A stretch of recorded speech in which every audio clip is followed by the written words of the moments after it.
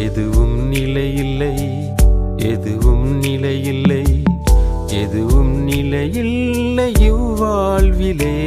நீ தேவரின் சித்தம் செய்வது அது ஒன்றே நிலையானது. எதுவும் நிலையில்லை, எதுவும் நிலையில்லை, எதுவும் நிலையில்லை இவ்வாழ்விலே.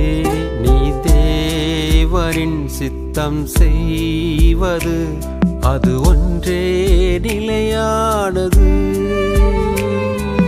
நிலையானது என்றும் நிலையானது அது தேவனின் சித்தம் ஒன்றே.